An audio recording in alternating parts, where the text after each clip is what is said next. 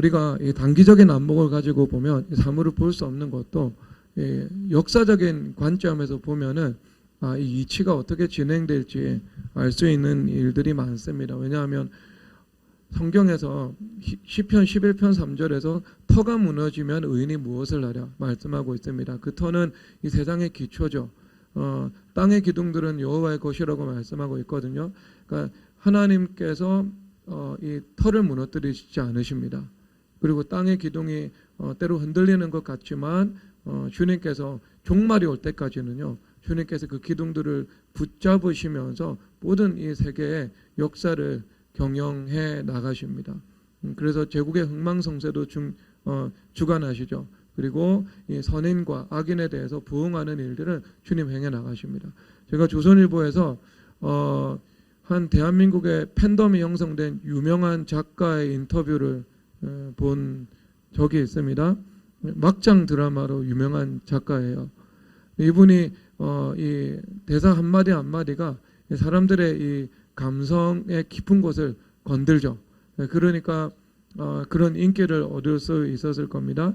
근데 결국 이분이 막장 드라마를 쓰지만 마지막에는 이 권선징악의 확실한 구도로 그 막을 내린다고 하더라고요. 그 기자가 당신이 쓴 모든 드라마는 결국 권선징악이다. 이 일에 대해서 어떻게 생각하냐. 그가 이렇게 대답을 했습니다. 내가 지금까지 쭉 살아온 결과 결국 선한 사람들이 잘 되더라. 그 선한 사람들이 후손들까지 복을 받더라. 이렇게 이야기를 하는 겁니다. 그래서 이 틀은 자기가 무너뜨릴 수 없다라고 말하고 있습니다. 그러니까 이것이 하나님께서 이 세상을 이끌어 나가시는 가장 이제 근간, 기초다 이렇게 말씀을 하고 있죠. 그래서 이게 미시적으로는요, 이게 잘 드러나지 않을 때가 많아요. 예레미야 선지자도 똑같은 질문을 하거든요. 이 예레미야 선지자께서 사실 고민할 필요가 없는 문제를 가지고 고민을 하고 있어요. 왜냐하면 200년 전, 300년 전이라고 하면 악인의 형통함을 부러워하던 그 시편 기자들의 고백들, 하박국 선지자의 탄식, 이게 이해가 됩니다. 왜냐하면 하나님의 심판이 눈앞에 다가오지 않았거든요. 앞으로 향후 200년, 300년이 지나면 내가 이 땅을 징벌할 것이라고 그렇게 말씀을 하고 있거든요. 근데 예레미야 선지자는 당대에 하나님의 심판을 목도하고 살았던 사람입니다. 예레미야 선지자의 주 활동 시간이 언제냐면요, 다니엘의 활동 시간하고요 상당 부분이 오버랩이 됩니다. 느부갓네살 왕 통치 2년에 1차 바벨론 유서가 있어서 그때 다니엘이 끌려갑니다. 세 친구와 함께. 그리고 3년 있다가 느부갓네살 왕 밑에서 박사장하고 총리하죠. 그러니까 다니엘은요, 예레미야가 예언자로 활동하던 그 시기에 그 느부갓네살 왕 밑에서 승승장구하고 있었습니다. 그리고 느부갓네살 왕 19년에 3차 바벨론 유서, 최종적으로 유다가 멸망을 하거든요. 그러면 그 17년 사이에 활동 시간의 상당 부분을 차지하고 있습니다. 그러면 그가 이미 예언자로 활동하던 시대에 무수한 사람들이 전염병으로 죽고 기근으로 죽고 칼로 죽고 그리고 이 바벨론의 포로로 끌려가고 그 중에 선한 사람들은요, 그것을 목도한 거예요. 그러면 이런 상황 속에서 고민할 필요가 없는데 이미 주님 심판이 지금 이루어지고 있는데 왜 악인들이 형통하고 그들의 뿌리가 깊이 내리고 그들의 열매가 창창하고 그런 이유가 무엇입니까? 하는 구절이 예레미야 전체에서 딱 한 단락 정도 나옵니다. 한 단락 정도. 이게 아주 이제 이 순간적인 판단이었죠. 그러니까 이 폭을 10년만 딱 확대시켜 보면은요, 이미 악한 자들은요 다 죽어난 시대입니다. 10년만 확대시켜 보면은요. 근데 우리가 역사적인 관점에서 보는 것은요, 10년이 아니죠. 20년, 30년, 50년, 100년 이렇게 가기도 하잖아요. 그러면 여러분 그 로마 시대 때는 그 화폐 경제 시대였거든요. 또 로마 시대가 지나고 난 다음에 로마의 멸망과 함께 다시 어떤 경제로 돌아가냐면은 물물 교환으로 돌아갑니다. 왜냐하면 여러 가지 원인들이 있었겠지만 그 중에 하나의 원인은요, 그 화폐에 대한 신뢰도가 저하가 된 거예요. 그 화폐 은혜 함량을 뭐 95%, 90% 이렇게 줄이기 시작하잖아요. 그래서 거기서 나온 말이 악화가 양화를 구축한다. 그래서 시중에서 돌아다니는 그 화폐들은 그 은혜 함량이 떨어지는 거. 은혜 함량이 높은 것은 자기가 이제 가지고 있는 거죠. 자, 그런 이제 화폐에 대한 신뢰도가 떨어지니까 결국 사람들이 화폐를 신뢰하지 않아요. 지금 여러분 아파트 살 때 주식으로 사는 사람이 있어요? 왜냐하면 주식은요 요동치잖아요. 올라갔다가 떨어졌다가. 삼성 같은 우량주 주식을 가지고 있다 하더라도요. 삼성의 가치는 변화가 없는데 1년 전하고 지금하고 가치가 변화가 없는데 주식값은요 막 30%, 20%까지도 올라갔다가 내려갔다가 하잖아요. 그러니까 삼성 주식 가지고도요 집을 여러분 사는데 통용되지 않습니다. 왜냐하면 주식이 그만큼 그 안전한 이 자산이다라는 그 신뢰도가 형성되어 있지 않거든요. 근데 주식의 역사가 얼마나 오래됐어요.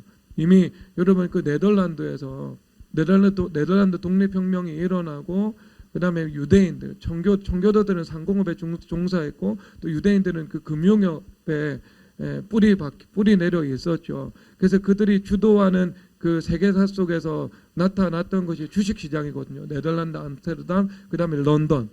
그런데 그 200년, 300년 이상 이 지속된 일이지만 그럼에도 불구하고 그 주식시장으로서의 이 가치를 지니고 있고 또 나름의 이 신뢰도를 가지고 있지만 화폐 자체로서는 기능하지 못합니다. 왜냐하면 출렁이기 때문이죠. 그러면 여러분 생각 한번 해보세요. 비트코인이 나중에 화폐로서 기능할 수 있겠는가? 화폐로서 기능하기에는요, 그 신뢰도가 부족하죠. 가격이 등락을 거듭하고 있죠. 이것은 안전한 자산 그리고 아파트를 구입하는 데 사용할 만한 신뢰도를 가지고 있지 못할 확률이 매우 높습니다. 그래서 정말 아무리 높이 평가해도 어떤 일정 부분에서 미래 가치를 염두에 두고 이 미래 가치라는 것은 뭐냐면은요 나보다 또 다른 더한 바보가 있다는 이 기대죠. 다단계처럼 누가 여기에 다시 진입해 오는 사람이 있어야 가치가 발생을 하는 거죠. 이 자체는 가치가 없잖아요. 그렇죠? 왜냐하면 이 화폐는요 국가하고 연동되어 있거든요. 일본에 대한 신뢰도, 그 다음에 엔화에 대한 신뢰도, 이게 연동이 되어 있잖아요. 주식도 그 기업이라는 실물 가치와 연동되어 있잖아요. 현대자동차 가지고 있는 미래 가치, 이것하고 연동이 되어 있는데, 근데 비트코인은요, 그 실질적으로 연동되어 있는 것이 없죠. 근데 사람들이 이런 말 함부로 못하는 이유가 뭐냐면요, 워낙 세상이 급변하고 있고, 그리고 10년 이후에 무슨 일이 벌어질지 모르기 때문에 10년 이후에 내가 웃음거리가 되지 않기 위해서 두려워서 사람들이 말을 함부로 못하는 거죠. 하지만 역사적인 관점에서 보면은요, 이 비트코인이 뭐 기술적인 진보의 측면에서 의미를 가지고 있을 수도 있고 또 부분적으로 투자와 그 수익이 실현된 그 사실로서는 존재할 수 있겠지만 장기적으로 화폐의 기능을 대체하기에는요, 그 신뢰도가 부족한 거죠. 그 역사적인 관점에서 보면, 만약에 비트코인 같은 것이 진짜 화폐를 대체해 버립니다. 그러면 어떤 문제가 발생을 하냐면요, 등락을 거듭하잖아요. 오르락 내리락 하잖아요. 그러면 사람들이 아파트 살 때 비트코인을 이용하지 않습니다. 그러면 이제 그때부터는 어떤 경제가 벌어지냐면요, 이제 물물 교환 경제가 3차 핵전쟁 없이요 벌어질 수 있게 되겠죠. 실질적으로 역사에 있었던 일입니다. 그렇게 되지 않는다고 보장은 할 수는 없겠죠. 없겠죠. 물론 여러분 그렇게 되지 않습니다. 왜냐하면은 물물 교환 경제가 시작되면요 선교를 못합니다. 해외 선교사님한테 선교비를 보내는 것은 불가능해집니다. 앞으로 선교비 쌀로 보내고 파프리카로 보낼 수는 없잖아요. 주님 허락하지 않으시겠죠. 그런데 제가 성경을 이것은 좀 기술적인 이야기니까 틀릴 수 있습니다. 제가 예언하는 건 아니에요. 틀릴 수 있습니다. 예언하는 건 아니에요. 그런데 지금부터 제가 하는 것은요, 좀 성경의 법적인 관점과 영적인 관점에서 살펴보는 이야기거든요. 지금 문제가 뭐냐면요, 1억 천금한 사람들이 한두 사람이 나타나는 것이 아니고요, 한 세대에서 이 집단을 형성할 수 있을 만큼 두터운 층이 그런 이제 방식으로 돈을 벌고 있다는 게 핵심적인 문제인 것입니다. 그러면 이것이 지속 가능한가? 이것이 지속 가능하도록 하나님께서 허락하시는가 하는 문제입니다. 왜냐하면 만약에 한 세대에서 두터운 계층이 1억 천금이라는 방식으로 돈을 버는 것이 허락된다면은요, 하나님께서 통치하시는 그 근간이 무너집니다. 터가 무너지면 의인이 무엇을 하라 해서 터가 무너지는 상태가 됩니다. 땅의 기둥을 하나님께서 붙잡고 계시는데요, 하나님께서 땅의 기둥이 흔들리는 채로 내버려 두시면서 다시 바로 잡지 않은 상태가 되는 겁니다. 그런 일들은요, 언제 찾아오냐면 종말의 시대에 찾아올 수 있습니다. 교회가 예수님께서 재림하실 때 신부로 들림받고 나서 이제 이 땅에 교회가 없어요. 교회를 통해서 성령 하나님의 능력의 손이 악을 제어하고 사회를 보존하고 있거든요. 왜? 의인들을 위해서, 성도들을 위해서요. 그런데 이제 성도들이 없고 신부가 들림받은 상태에서는요, 정말 디스토피아가 펼쳐지는 거예요. 요한계시록에 있는 그 재난적인 상황이 벌어지고 있습니다. 그래서 천사들이 가가지고요, 땅의 바람, 내 천사가 이 땅에서 바람을 막고 있다, 이렇게 이야기를 하고 있거든요. 바람이 불어오지 못하도록. 여러분, 하나님께서 이 땅 가운데서 재난적인 상황이 벌어지는 것을 능력의 손으로 막고 계신 겁니다. 그 막고 계시는 하나님의 손을 계시록의 이 일들처럼 주님께서 거두어 버리시잖아요. 그러면 이 땅에서는요, 온갖 환란들이 찾아옵니다. 그러니까 여러분, 그 계시록의 사건은요, 한편에서는 하나님께서 절대 주권으로 재앙을 내리시는 사건인데요, 한편으로는 하나님께서 이 땅을 다스리시는 은혜의 손을 거둔 다음에 주님께서 그 은혜를 베풀지 않는 상태에서 자연이나 만물이나 인간이나 역사나 국가들이 각기 제멋대로 뛰어놀 때 저절로 나타날 수밖에 없는 현상입니다. 밸런스가 무너지는 거예요. 그래서 기근이 찾아오고 전염병이 찾아오고 국가 간의 전쟁이 이루어지고 영광의 조정자가 계시지 않으니까요. 중보자가 계시지 않으니까 그런 일들이 나타나는 겁니다. 그때는요, 아마 비트코인의 시대가 올 수도 있어요. 왜냐하면 이 단일 화폐가 등장할 수 있거든요. 분명히 요한계시록 13장에서 보면 단일 정부, 그 다음에 단일 정부가 나옵니다. 단일 정부가 나오고 바벨탑에서는 단일 언어가 있었죠. 단일 언어가 나오지는 않겠지만 그 언어의 장벽이 무너지겠죠, 기술적으로. 그리고 단일 화폐는 상식적으로 등장하게 됩니다. 그 계시록의 일이에요, 계시록의 일. 그러니까 그것은 이 땅의 교회가 무너지고 의인이 없고, 그리고 터가 무너지고 땅의 기둥들을 붙잡지 않아서 정말 주님께서 디스토피아를 조정하지 않고 내버려 주시는 그 상태에서 가능한 일입니다.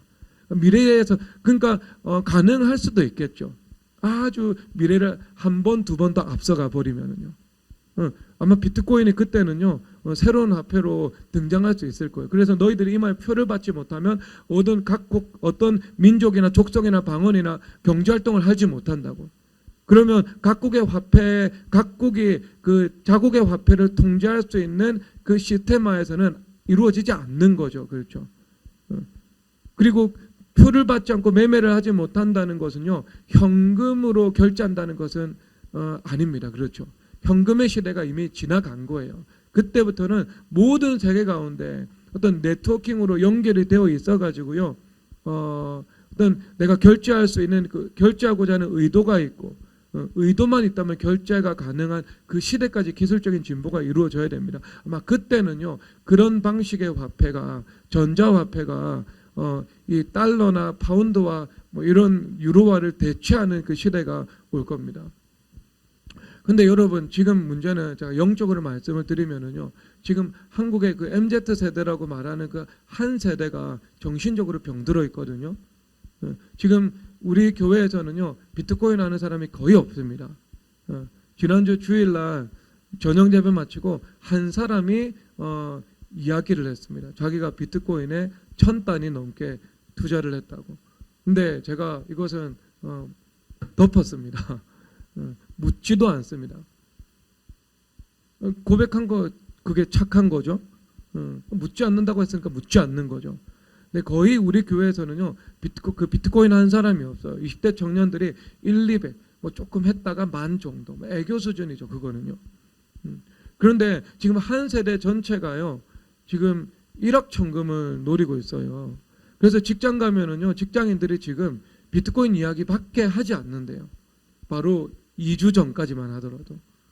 그리고 그 주변에 갑자기 적은 돈을 투자했는데 1억을 벌고 10억을 벌고 그런 사람들이 수두룩하고요. 그리고 부역 장로님이 포춘에서 인터뷰를 했거든요. 근데 그분이 현재 이 30대 초반 정도밖에 안 되는 나이인데 현재 비트코인으로 번 자산이요 20조 정도 된대요. 좀 내리면 10조, 좀 오르면 20조. 여러분 동의가 되세요? 동의 안 되시죠? 혹시 동의가 되면은요, 여러분 큰일입니다. 판단력이 마비가 된 거죠. 아 부럽다. 나도 비트코인 투자 잘했으면 지금 10조 부자가 됐을 텐데. 근데 그런 대한민국의 10조, 20조 정도 이 비트코인으로 돈을 번 부자들이 여러 사람이 있대요. 아주 여러 사람. 여러분 이건희 회장이 10조 가지고 있는 거 동의하시죠? 다 동의하시잖아요. 카카오 김범수 의장이 10조 가지고 있는 거 동의하시죠? 다 동의하시죠? 그런데 30대 초반 20대 후반이 1억 천금으로 10조 20조의 자산을 가지고 있다는 것을 여기서 동의할 수 있는 사람 누가 있겠어요? 동의 안 되죠 여러분. 그러니까 이 동의 안 되는 일들이 지금 일어나고 있죠. 그런데 예전에는 어떤 예외는 늘 있기 때문에요. 1억 천금한 사람들이 있었습니다.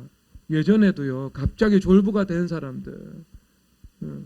그래서 갑자기 하루아침에 부자가 돼서 롤렉스 치게 사고 각그랜저 타고 다니는 사람들.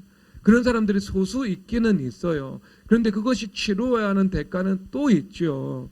그런데 지금은 그 문제가 아니고요. 한 세대 전체가 그 한 세대에서도 매우 두터운 층이 일확천금으로 돈을 버는 것이 마치 이 본인의 그 피와 살처럼 DNA화 되어 가지고요. 어떤 의식 구조의 기저에 들어가 버린 거죠. 그것을 부러워하고 그것을 원하고 그것을 당연하다고 생각하고 열심히 일해서 한 달에 400만 원, 500만 원 버는 것을요. 아주 무가치하게 생각하고요. 안 그러겠어요, 여러분? 하루아침에 1억이 10억이 되면 내가 땀을 흘려가지고요. 연봉 1억 받는 것에 대해서 귀하게 생각하겠냐고요. 생각하지 않겠죠. 그러니까 한 세대 전체가 병들어 있어요. 병들어 있어요. 그 부분 100%는 아니지만 그 세대 가운데 전체가 병들어 있습니다. 그러면 여러분 하나님께서 이걸 그대로 내버려 두시겠어요? 역사적으로 그런 사례가 없습니다.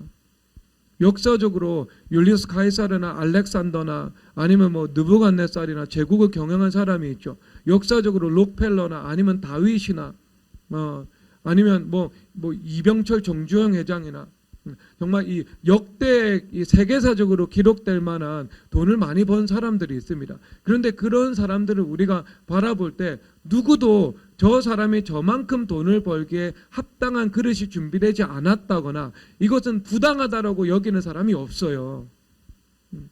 스티브 잡스가 우리하고 사상은 맞지 않지만 스티브 잡스가 애플과도 같은 기업을 경영하고 그 다음에 그만한 부를 일굴 만한 그릇이나 자질이 되지 않는다. 하나님께서 주신 것이지만 되지 않는다라고 생각하는 사람은 아무도 없다니까요.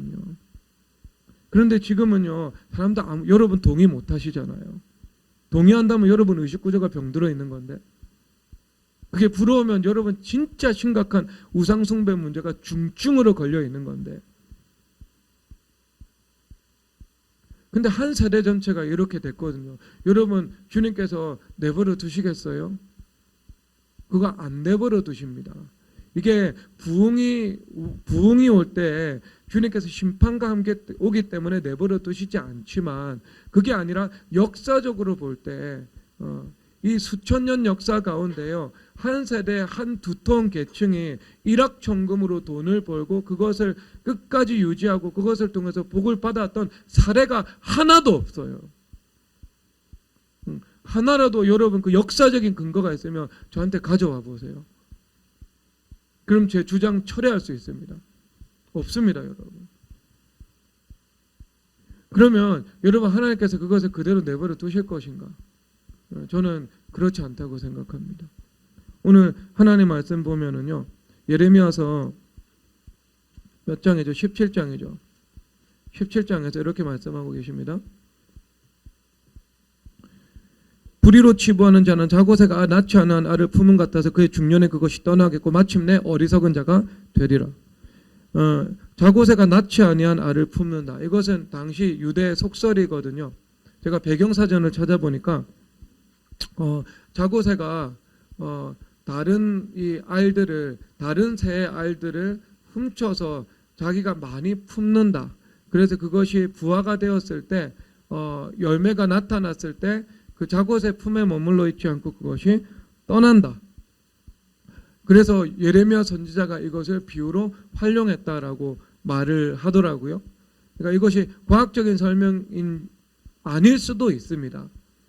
하지만 당대의 어떤 속담이나 당대 사람들이 가지고 있었던 그 상식을 활용해서 말씀하실 수도 있거든요. 왜냐하면 그 유기적으로 영감된 성경이기 때문에 예레미야가 가지고 있는 상식과 지식을 활용해서 말씀을 주시는 거죠. 그래서 떠난다는 거죠. 그런데 여기서 불의라는 말은요, 여러분들이 생각하는 뭐 거짓말하는 불의, 뭐 이런 내용들을 당연히 불이죠. 도둑질하는 불의, 당연히 불이죠.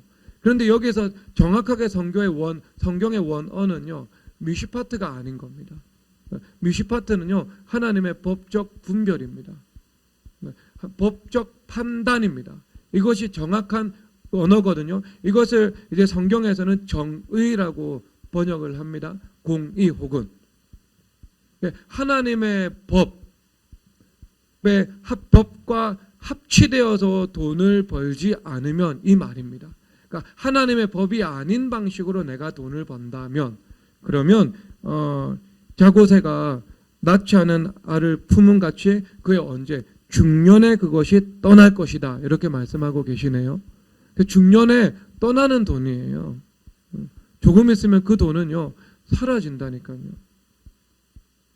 대부분은 사라지게 될 거. 여러분 앞으로 한번 지켜보세요.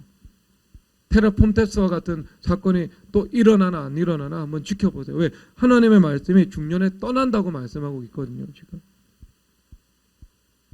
중년에 잠언에서 그렇게 말씀하십니다. 처음에 속히 잡은 산업은 마침내 복이 되지 않는다. 근데 이것을 이 공동 번역에서는요, 하루아침에 부자가 된 사람들, 이렇게 표현하고 있습니다.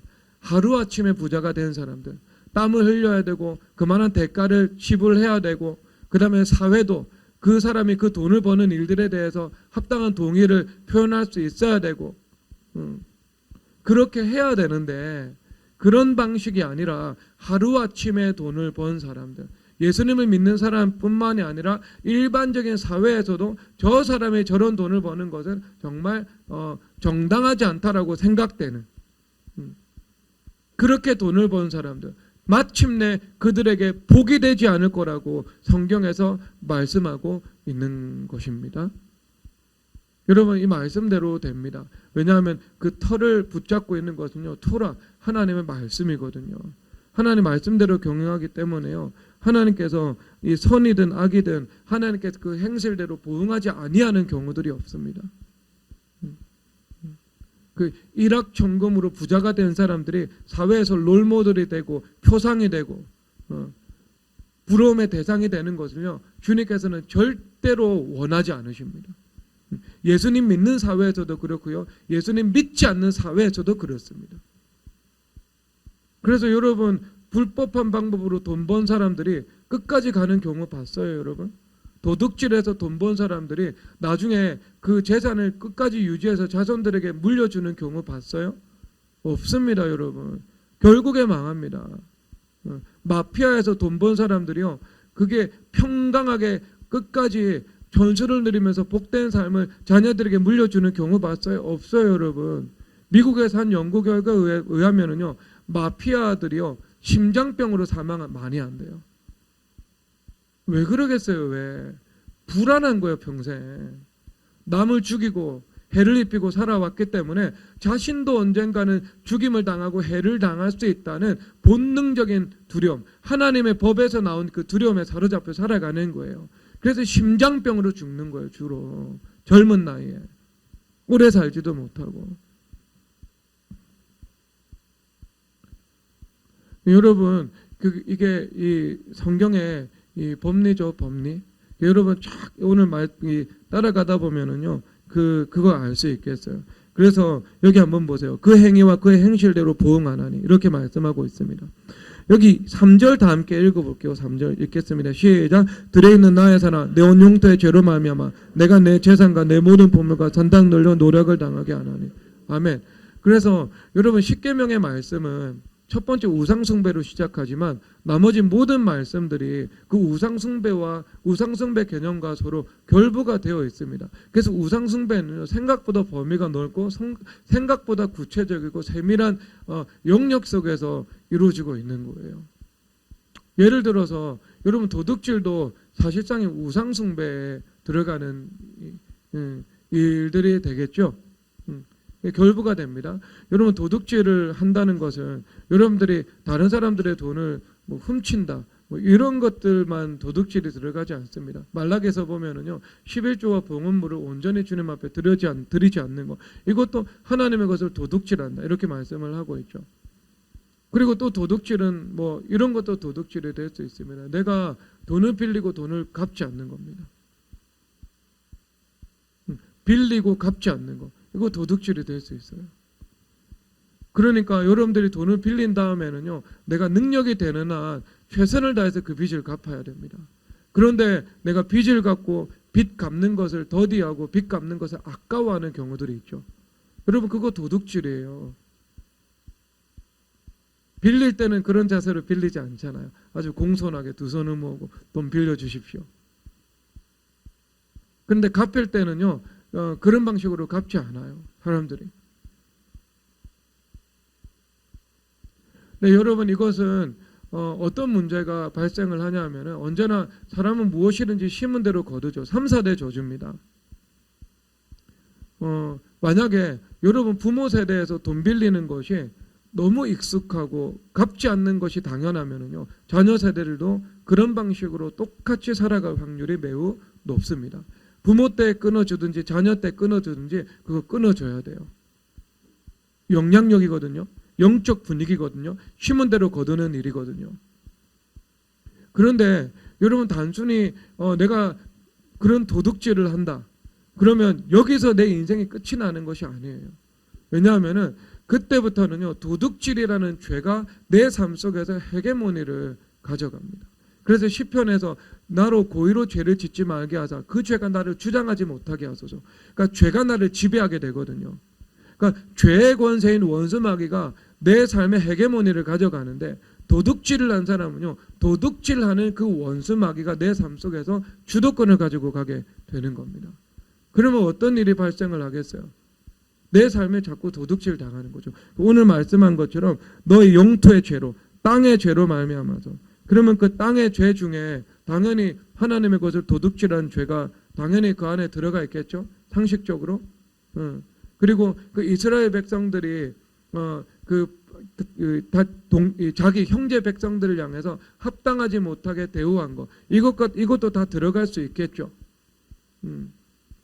히브리인들을 노예로 삼고 그 노예를 7년 만에 풀어주지 않은 일들, 자기 경제적인 이익을 위해서. 자, 그러면 어떤 일인가? 내 재산과 모든 보물과 잔당들로 노력을 당하게 한다고, 도둑질 당하게 한다고 말씀하고 있는 겁니다. 여러분 도둑질하면서 살아가잖아요. 그러면 도둑질이 여러분 삶의 주인이 되어가지고요, 여러분들의 삶에 다른 것을 도둑질하게 되는 겁니다. 그래서 여러분 빚을 낸 사람들은요, 빚 갚는 것을 더디하지 마세요. 그러니까 능력이 되면, 상황이 되면 빚을 갚기 시작해야 됩니다. 물론 여러분들이 뭐 사업상의 빚을 질 수 있고, 은행 담보대출, 주택담보대출과 전세자금대출은 얼마든지 받을 수 있어요. 이것은 자산 안에 들어가 있는 빚이잖아요. 그렇잖아요. 못 갚는 빚이 아니잖아요. 이자를 내고 있고. 그런데 그런 빚이 아니고요. 내가 생활하기 위해서, 넘치는 소비를 감당하기 위해서 빚을 내고, 명품을 사기 위해서 내가 빚을 내고, 국가에 응당 내야 되는 내가 세금을 내지 않고, 그리고 내가 사인간의 채무를 지면서 그 채무를 갚는 것을 더디하고. 여러분, 그런 마음 자체가 도둑질하는 마음인 거예요. 그러면 여러분, 이 영적인 문제가 있으면 어떻게 되겠어요? 여러분, 계속 돈을 못 받는 거예요. 직장에서 열심히 일했는데 직장 상사가 나한테 월급을 안 줘요. 그러니 내가 열심히 일을 해가지고 영업을 해서 물건을 팔았는데 그 한 사람이 나한테 돈을 주지 않는 거예요. 여러분, 이렇게 내가 하는 일들과 내가 가지고 있는 재정 가운데 도둑질 당하는 일들이 나타나는 겁니다. 뭘 해야 돼요? 주님 앞에 회개해야 된다니까요. 물론 여러분, 법적으로 종료된 사안이 있을 거예요. 종료된 사안은요, 종료되는 것으로 끝입니다. 다시 소급할 필요는 없어요. 일사부절입니다. 그러면 종료된 사안에 대해서요, 여러분들이 종료된 사안에 대해서다 하더라도 무엇은 해야 되는가? 주님 앞에 회개는 해야 됩니다. 법적으로 종료돼도 영적으로 내 안에 남아있을 수 있잖아요. 그렇죠. 남아있으면 그 남아있는 그 죄 자체, 영적인 죄 자체를 주님 앞에 회개해야 되는 겁니다. 그래야지 여러분 그 죄가 단절돼요. 단절돼.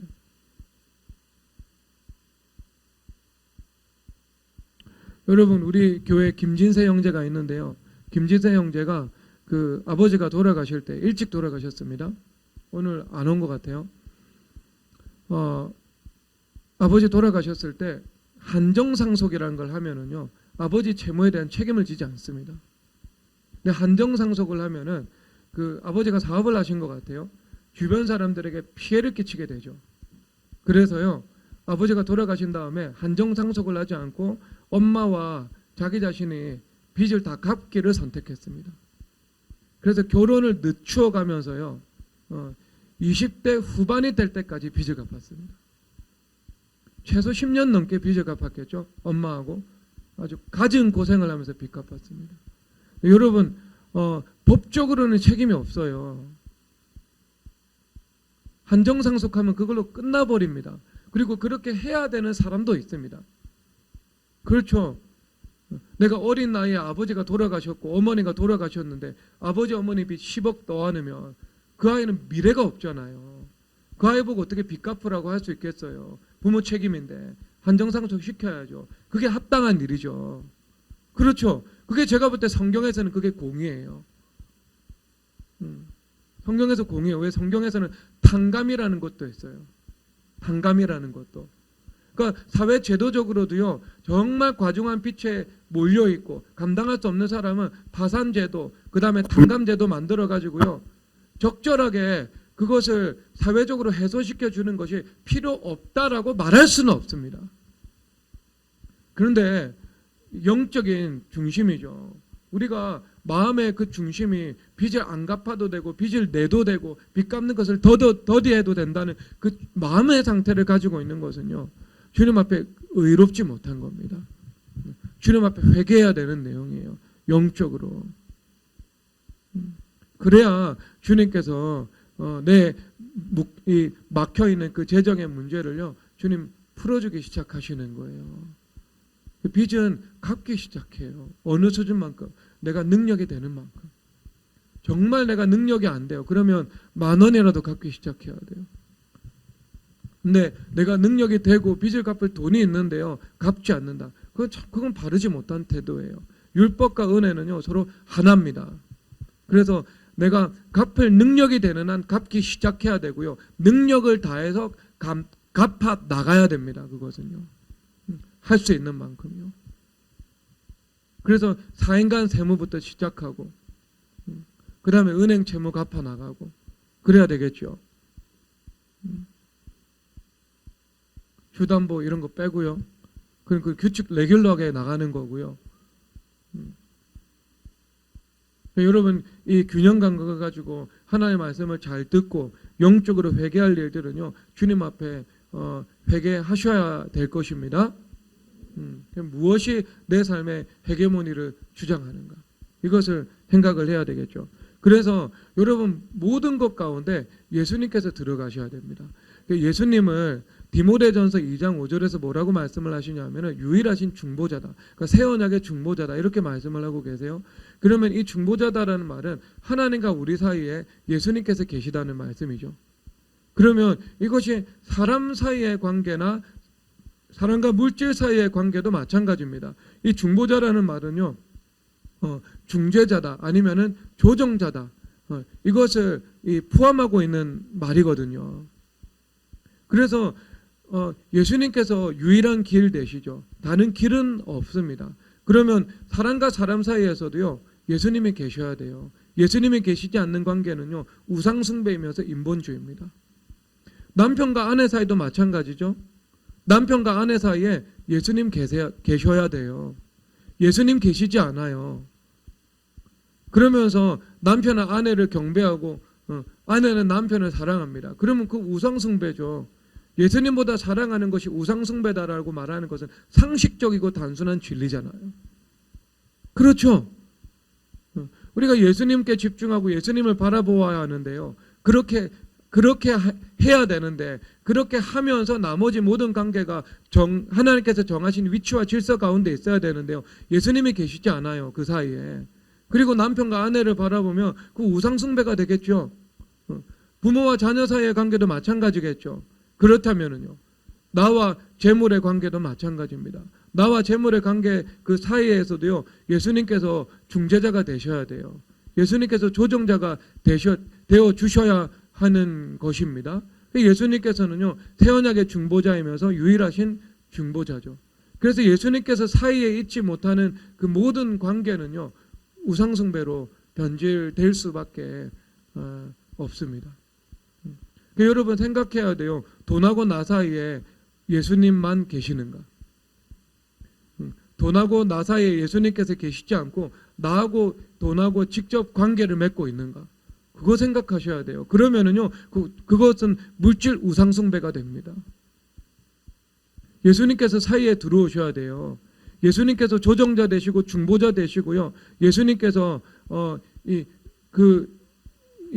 중재자가 중재하셔야 되는 것입니다. 예수님을 사이에 두고 그 물질을 내가 관리하기 시작해야 되는 거죠. 여러분 그렇게 하세요? 안 하세요? 그렇게 하셔야 됩니다. 모든 일에 대해서요. 그것이 하나님 앞에 재정의 복을 받는 길입니다. 우상숭배 범죄는요 매우 넓고 세밀합니다. 예수님께서 사이에 계시지 않으면은요 그 관계 맺는 것 사이에 계시지 않으면 그거 우상숭배가 돼요. 우상숭배 끊어낼 거 끊어내야 된다니까요. 우리 우상숭배 많아요. 명품도 여러분 우상숭배예요. 명품 여러분 명품에 아직 그 돈을 쓸 욕구가 있다면은요 주님 아직 명품 우상숭배 회개 안 한 겁니다. 예외 있어요. 여러분들 한 달 소득 1,000만 원 정도 돼요. 그러면은요 1년에 MCN 가방 하나씩 사세요. 그 다음에 그 텐디 구두 그 유명하다면서 하나에 뭐 수십만 원 한다면서요. 그런 거 여러분 사시면 돼요. 연우 구두 사고 그 누가 뭐라 그래요.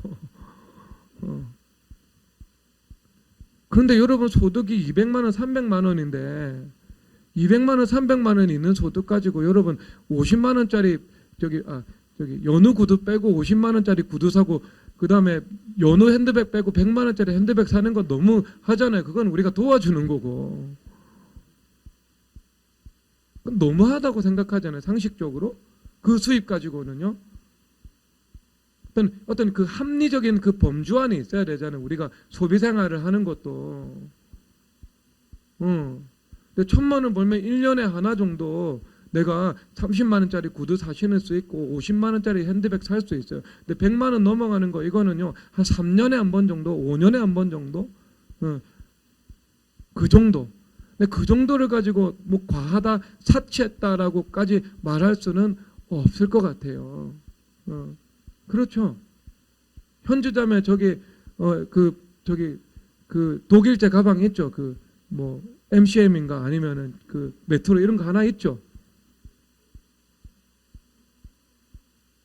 그러니까 10년 직장 생활했잖아요. 10년 직장 생활해가지고 하나 정도 명품 가방 있는 거 누가 그거 사치라 그래요. 그럴 수 있죠. 그거 가지고는 이해할 수 있다고요. 그런데 현주자매 소득 가지고요 자주 사주는 못하잖아요. 그렇죠? 여러분 마음의 중심이에요. 마음에 내가 돈이 있으면 명품을 사고 싶고 명품을 사야 되고 그리고 진짜 사는 것을 실행으로 내가 감행을 해버리고 은행 잔고 300만 원이 있는데 그럼 여러분 그게 우상숭배라니까요. 그 명품 우상숭배가 있는데 주님께서 어떻게 복을 주시겠어요.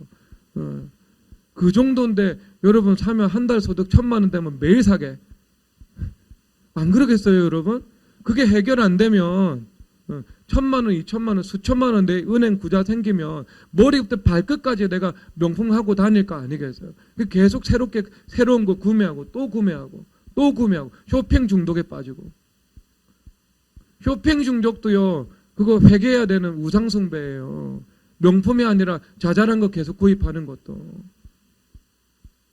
그렇죠. 여러분 우리 김진영 간사님이 10년 전에 쇼핑 중독자였어요. 수십만 원씩 그 쇼핑하고 그랬어요. 돈 있으면. 근데 지금 다 끊었어. 그렇죠? 다 끊었어. 그 정도는 아니야. 그럼 간사 내려놔야지. 조금 사는 거 괜찮다는 거 아니야. 수십만 원씩 내가 뭐 계속 액세서리 사고 틈나는 대로 귀걸이 사고 목걸이 사고 또 그러면 이상하게 외국에 돌아가요. 나는 액세서리 안 사고 목걸이 안 사고 귀걸이 안 샀으니까 나는 괜찮다고.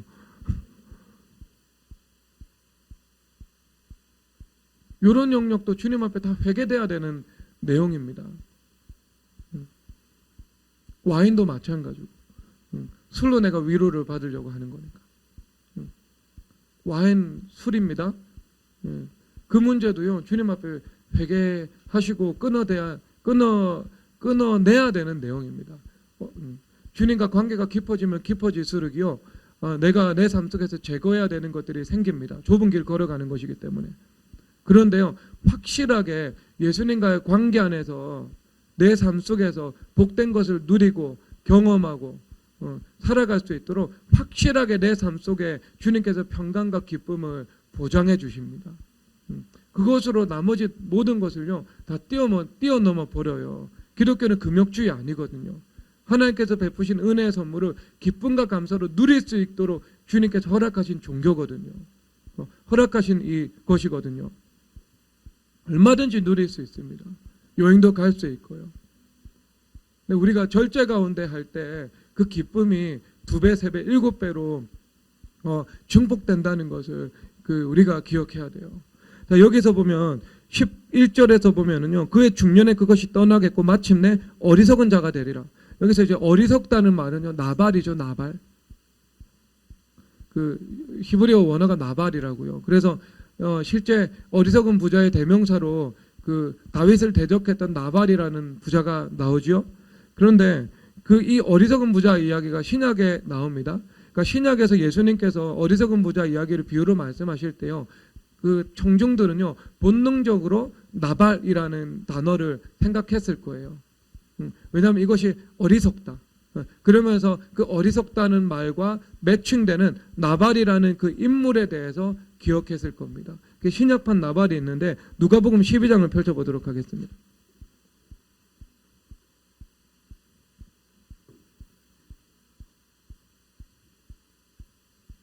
누가복음 12장의 나발을 보면은요, 사실 이 사람은 일확천금으로 부자가 된 사람은 확실히 아닙니다. 일확천금으로 부자가 된 사람보다는요 훨씬 더 지혜로운 부자예요. 그래서 많은 것을 받은 사람인데요. 16절에서 보면 한 부자가 그 밭의 소출이 풍성하매 라고 말씀을 하고 있죠. 부자죠. 땅을 가지고 있는 부자입니다. 조상들로부터 상속받은 부자일 수도 있고 본인이 스스로 힘으로 땅을 일군 사람일 수도 있죠. 그것은 이제 나오지 않습니다. 그런데 그 밭의 소출이 풍성하다라고 말씀하고 계십니다. 그러니까 이 사람은 마음속에 만몬 우상 숭배라는 것을 분명히 가지고 있었습니다. 탐심을 가지고 있었으니까요. 그런데 하나님께서 이 탐심이 있고 만몬 우상 숭배를 하면 재정의 복을 주시지 않아야 하는 것이 사실 정상인데 이 사람은 그 재정의 복을 받았어요. 돈이 있는 사람이었습니다. 그래서 그 밭의 소출이 풍성하매라고 말씀하고 있는 거예요. 여러분 이것은 저주입니까 화입니까? 저주이면서 화예요. 복이 아닌 거예요. 여러분 하나님 앞에 감사하세요. 내가 만몬 우상 숭배 그리고 마음에 있는 탐심과 욕심이 해결되지 않았기 때문에 나에게 재정의 ATM기를 열어주지 않는 사실에 대해서 주님 앞에 감사해야 됩니다. 차라리 우상 숭배가 있을 때는요 환란이 있고 연단이 있고요 그리고 돈이 잘 벌리지 않고요 전대구명이 뚫려 있고요 이런 상태가 훨씬 더 여러분들에게 유익한 상태예요. 유익한 상태. 왜? 여러분 망하지 않거든요. 그러면은요.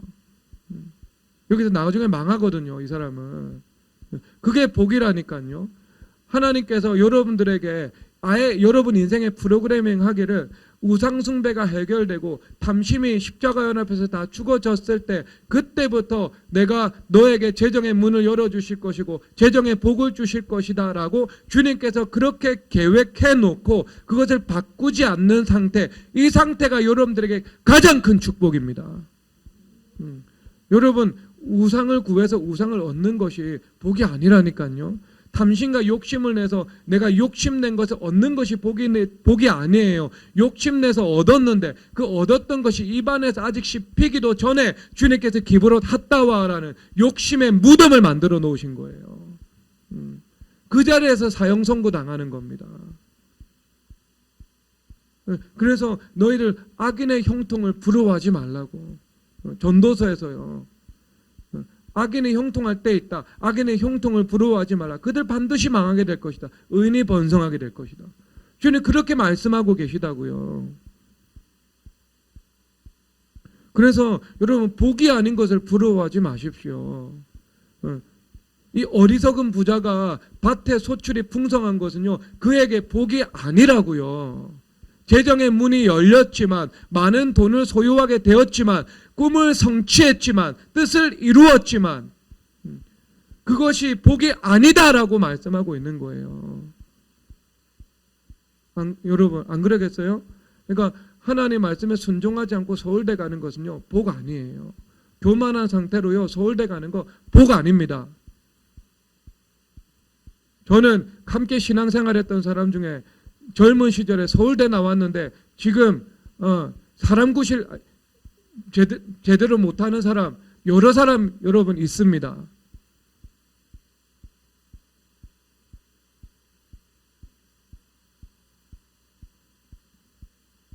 그게 복이 아니라니까요. 하나님 말씀대로 순종하지 않았는데 잘 되는 거, 우상숭배 해결되지 않았는데 폭포수같이 재정의 문이 열려가지고요 막 쌓을 곳이 없도록 재정의 축복을 받는 거 그거 복 아니라니까요. 그것은 영혼에 하나도 유익이 없습니다. 그래서 예수님께서 말씀하시잖아요. 사람이 천하를 얻고도 자기 목숨을 잃으면 무엇이 유익하겠느냐고. 율리우스 카이사르에 대해서 말씀하는 거잖아요. 그 사람이 천하를 얻었는데 자기는 지옥 갔다. 그게 그 사람에게 무엇이 유익하냐 말씀하고 계신 거 아니겠어요? 여러분 해결되기 전에 주님께서 내가 땅에서 풀기 전에 하늘에서 풀어주시지 않는 것 그것이 진정한 복인 거예요. 지금 재정에 연단이 있고 시험이 있고 환란이 있는 게 여러분들에게 가장 큰 복이에요. 그게 마음대로 살 때 인생 안 풀리는 게 복이다고요. 그러다가 이 어리석은 부자처럼 된다니까요. 밭에 소출이 풍성했대요. 지금 하늘이 잘 되었대요. 30배, 60배, 100배 열매를 맺었대요. 흘러 넘쳤대요. 성공 강연하고 다녔대요. 그런 사람이라니까요. 지금 투자, 우리 이 투자의 이 달인 김나바시의 강의가 있도록 하겠습니다. 사람 구름대 같이 몰려가지고 강의 팍 듣고 자기 좀 이따 망할 줄 알지 못해요. 그 사람이라니까. 이 사람 여러분 똑똑한 사람이에요. 왜냐하면은 뭐가 또 있냐면은요. 자 20절에서 보면은요. 내 준비한 것이 누구의 것이 되겠느냐. 자 준비한다. 이 준비할 수 있는 사람이에요. 이 준비가요. 성경에서 이 바로 이후에 보면은 누가복음 16장에서 보면은요.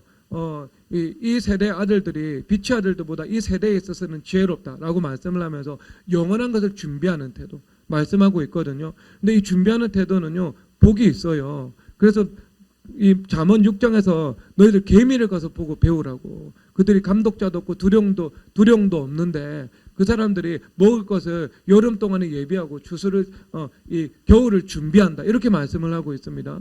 여러분 준비하는 태도는요. 지혜로운 태도예요. 어리석은 태도가 아닙니다. 준비하고 내가 시드머니를 모을 수도 있고 저축할 수도 있고 그런데 그 준비 나 사이에 누가 있어야 누가 계셔야 돼요. 예수님 계셔야 된다니까요. 내가 하나님 앞에 똑같이 준비했는데 개미도 준비했는데 개미와 이 준비 사이에서는요. 창조주 하나님이 계셨고요. 예수님이 계셨고요. 만물의 주인 대신 이 어리석은 부자와 준비사에서는요. 예수님이 계시지 않은 거예요. 그냥 자기가 지금 준비하고 있는 거예요. 땅에 쌓아두고 하늘에 쌓아두지는 않으면서 하나님께 인색하고 그 다음에 자기에 대해서는 부요하면서 명품 100만 원 사는 것은요. 아까워하지 않고 가감히 지르면서 하나님 앞에 11조 드리는 것은 벌벌벌벌 떨면서 주님 앞에 드리는 거예요. 뭐 그런 거하고 똑같은 거 아니겠어요, 여러분? 근데 저는 정말 감사합니다. 우리 교회 성도들은요, 명품 사는데 관심 없으면서 하나님 앞에서는 과감하게 드릴 줄 아는 성도님들이 너무 많아요. 너무 많아요. 그래서 저는 주님 앞에 감사합니다. 왜? 그런 분들이 재정의 큰 그릇이 되거든요.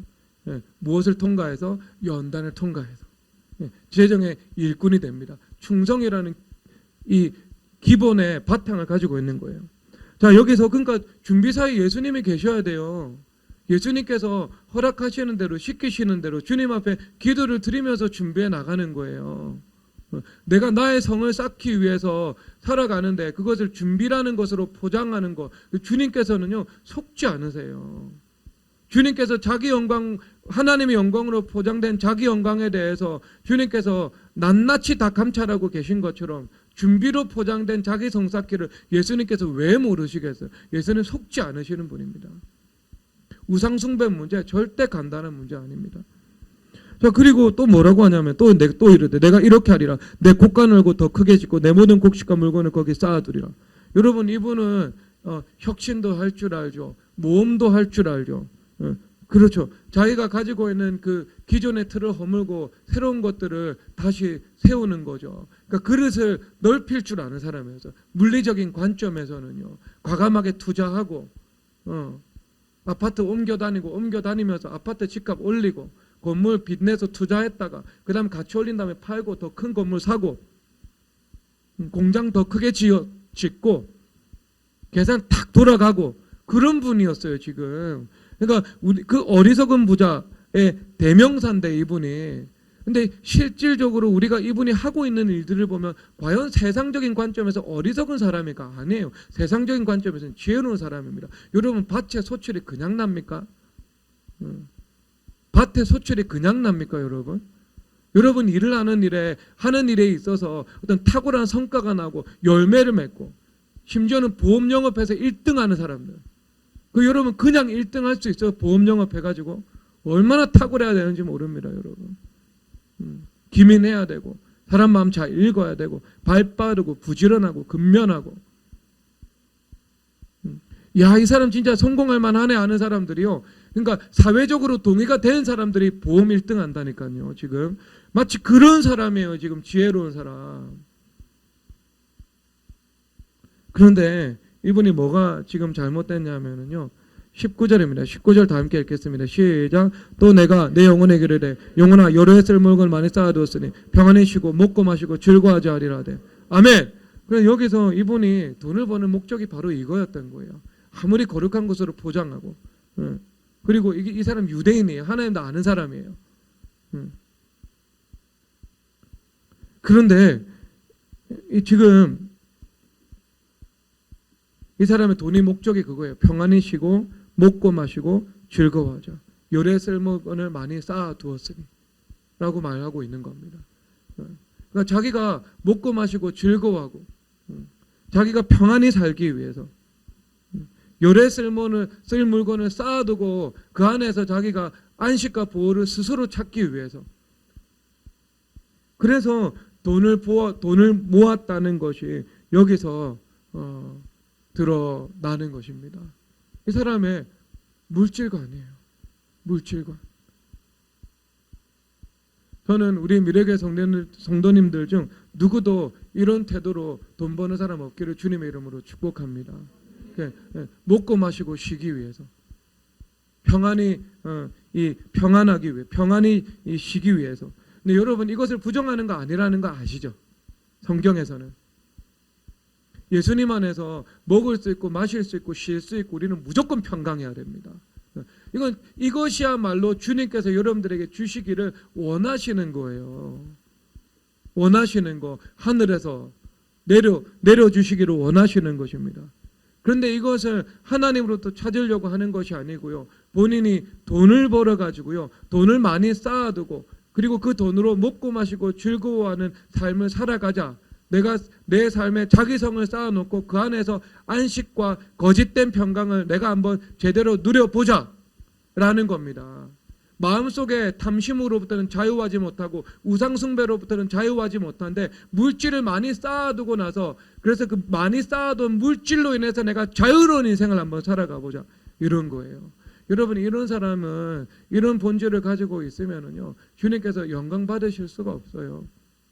이런 사람이 내가 긍휼히 동해가지고요 불쌍한 사람들한테 돈을 좀 준다 한들, 이런 사람이 내가 쌓아놓고 살아가면서 교회에서 좋은 일 한다니까 내가 한번 헌금해보자 하고 헌금을 드린다 한들, 여러분 그거 주님께서 그렇게 귀하게 받아주시지 않습니다. 내용 자체가 하나님하고 어긋나 있죠. 그래서 어떤 일이 벌어지는가?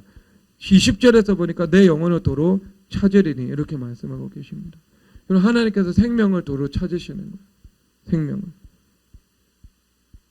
네, 여러분 이거 성경 말씀 한번 찾아보면 좋을 텐데요. 예레미야 17장 11절에서는 아까 찾지 마세요. 무엇을 도로 찾으신다고 했죠?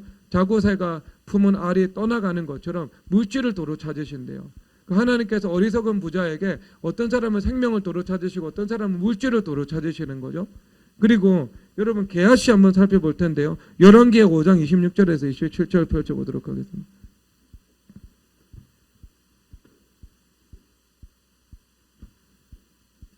열왕기하 5장 26절에서 27절 다 함께 읽겠습니다. 시작. 엘리사가 이르되 한 사람이 수레에서 내려 너를 맞이할 때 내 마음이 함께 가지 아니하느냐. 지금이 어찌 은을 받으며 옷을 받으며 감람원이나 포도원이나 양이나 소나 남종의 여종을 받을 때에는 그러므로 나만의 나병에 내게 들어 내 자손에게 미쳐 영원토록 이르리라니. 게하시가 그 앞에서 물러나며 나병의 발에 눈같이 되었더라. 아멘. 그래서 주님께서 이 게하시는 이 탐심의 문제로 우상숭배를 했죠. 그래서 주님께서 건강을 빼앗아갔어요. 건강을 도로 찾아가셨어요. 그리고 그 다음에 또 누구를 도로 찾아가셨어요? 자녀를 도로 찾아가셨어요. 그래서 나반이 나병에 내게 들어 내 자손에게 미쳐 영원토록 이르리라. 자손까지도요 잃어버리게 된 거예요. 그러니까 너무 얻은 것에 비해서 잃은 게 많죠. 내가 돈은 얻었어요. 게하시가 돈 얻었어요. 왜냐하면 그거 성경에서 엘리사 선지자가 반납하라고 말씀하지 않으셨어요. 왜? 엘리사가 그거 반납 받아봤자 누구 주겠어요? 선지자께서 가지겠어요? 아니면 다른 제자들 주겠어요? 그냥 네가 원했던 거 가져라 그러죠. 여러분 비트코인 해가지고요 수십 배 수백 배 시세 차익 얻어가지고요 수백억 수천억 심지어는 4조 10조 20조까지 벌 수 있습니다. 예수님 가져라고 하세요. 근데 가지는데요 예수님께서 생명을 도로 가져가실 수 있고요 건강을 도로 가져가실 수 있고요 그 다음에 후손을 도로 가져가실 수 있어요. 행복할까요 여러분? 행복할까? 은행 계좌에 1,000억 있고요 그리고 내가 불면증 걸려서 한 30년 잠 못 자면 행복할까? 행복이 없어요 여러분. 제가 잠 못 자고 한 달 버텨보니까요 잠 못 자는 인생에 행복이 없더라고요. 고통이더라고요. 믿음이 있는데도 고쳐주실 것이라는 약속이 분명한데도요 그것을 경험하는 순간에는요 이 고통은 진짜 지속하지 못하는 고통이에요. 계속 가져갈 수가 없는 고통이에요. 근데 그래가지고 여러분 그 돈 벌고 싶은가? 여러분 전도서 한번 살펴보도록 하겠습니다. 전도서 5장입니다.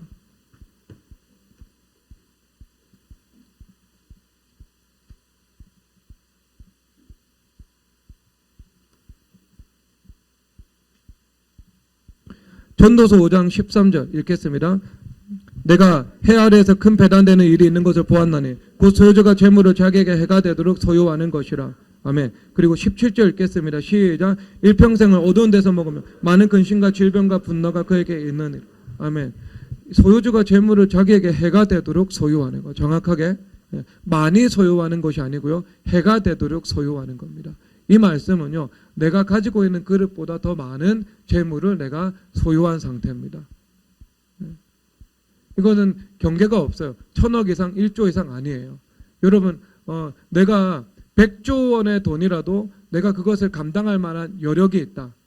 그러면은요. 그분은 100조 원 때문에 이런 일이 벌어지지 않습니다.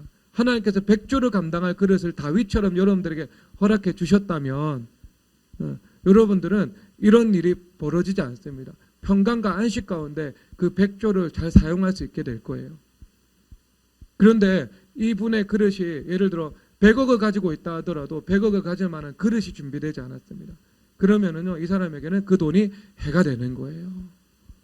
그래서 어떤 일이 벌어지는가? 일평생을 어두운 데서 먹으며 많은 근심과 질병과 분노가 그에게 있느니라. 불행하다.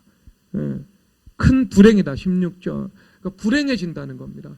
돈을 소유하고 내 인생은 불행해서 여러분 이 17절 원하시는 분 한 분이라도 있으면 손 들어 보십시오. 자, 지금 여러분 은행 계좌에 1조가 있고 분노와 질병과 근심이 평생 내 인생을 따라다닐 것이다. 여러분 이거하고 여러분 바꿀 수 있는 분 한 분이라도 있으면 손 들어 보십시오. 없죠 여러분? 동현이 바꿀 수 있어? 젊으니까 젊을수록 돈의 가치가 중요하거든. 나이가 들면 돈 아니고 더 중요한 가치를 발견하게 되는데 돈 10조가 있어. 그 다음에 평생 질병과 근심과 분노가 있는 인생. 이렇게 살고 싶어? 안 살고 싶어? 안 살고 싶지. 어려도 알잖아. 어려도. 근데 여러분 알든 모르든 실제 그렇게 된다는 거예요. 내가 해가 되도록 내가 재물을 소유하면 내 그릇보다 너무 넘치도록 내가 그릇을 이 물질을 소유하게 되면 그것은 마침내 그 사람에게 복이 되지 않는다고 성경에서 말씀하고 계신 것입니다. 여러분 이것이 순리예요. 하나님 말씀의 순리입니다. 터고요 땅의 기둥들이에요. 그래서 결국 이 방향으로 모든 사물들은요 움직여 나가게 되어 있습니다. 제국이 흥했다가 쇠하는 것처럼 이것은 막을 필연이고 막을 수가 없는 것처럼 이것은 성경을 통해서 증명되고 하나님의 말씀이 다스리는 역사 가운데 여러분 사실로서 나타난 겁니다. 여러분 그 이치를 통해서 배워야 되는 거예요. 배워야 되는 거. 그래서 어떤 이 물질에 대해서 그러면 내가 어떤 관점을 가지고 살아가야 하는지에 대해서는요 오늘 오후 예배 때 시간이 되어서 말씀을 전하도록 하겠습니다. 오전 예배 때는요 우상 숭배 회개하고, 그리고 오후 예배 때는 이 재정의 그런 복의 관점에서 십자가와 부활의 관점에서 살펴보도록 하겠습니다. 그래서 여러분 우상 숭배 주님 앞에 회개하시기 바랍니다. 철저히 회개하십시오. 그래서 여러분 그러면 부흥의 문이 열릴 겁니다. 재정은 따라오게 되어 있습니다. 여러분 마음에 가득한 우상을 깨치고 그거 4번 찬송하고 우리가 주님 앞에 기도 드리도록 하겠습니다.